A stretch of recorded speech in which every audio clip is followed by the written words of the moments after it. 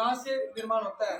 मानव का निर्माण होता है कि जो माँ से उत्पन्न हुआ, माँ का नव रूप, उसे कहते हैं मानव।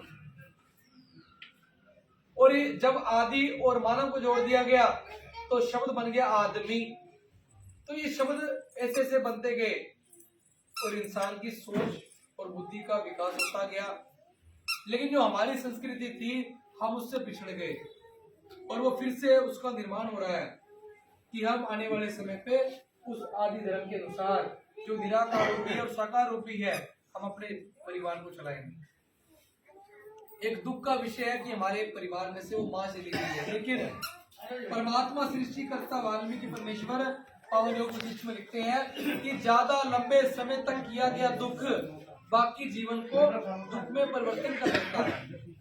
अब मान लीजिए हमारे तो परमात्मा में विलीन हो गया, लेकिन जो ये बाकी परिवार है, जो छोटे छोटे बच्चे हैं, जो घर के बड़े अगर दुखी रहेंगे तो बच्चे भी मायूस हो जाएंगे।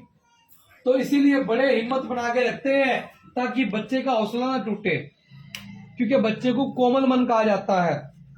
और परमात्मा सृष्टिकर्ता वाल्मीकि परमेश्वर पावन योग वशिष्ठ में लिखते हैं कि जीवन जो है के समान है। जैसे उस एक पत्ते पर पानी की बूंद लटकी होती है ना, या तो वह धूप की किरणों में समा जाए या हवा का झोंका है वो मिट्टी में विलीन हो जाए। अगर वो बूंद मिट्टी में विलीन हो गई तो किसी दुनिया की ताकत नहीं है उस मिट्टी में से उस बूंद को निकाल सके। असल में यही प्रकृति है जो परमात्मा ने बनाई कि जिसने जब अपना एक बार आकार खो दिया वो दोबारा उस आकार में नहीं आ सकते।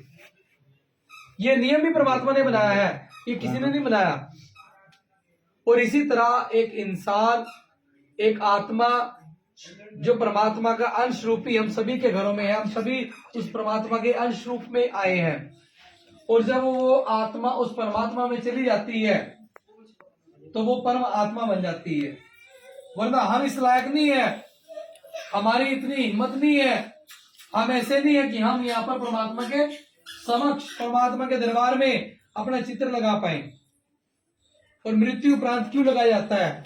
मृत्यु उपरांत इसलिए लगाया जाता है क्योंकि वो शरीर नहीं रहा, वो आत्मा उस परमात्मा के मिलन से उस परमात्मा का हिस्सा बन चुकी है। और इसीलिए हम उसको याद करने के लिए एकत्रित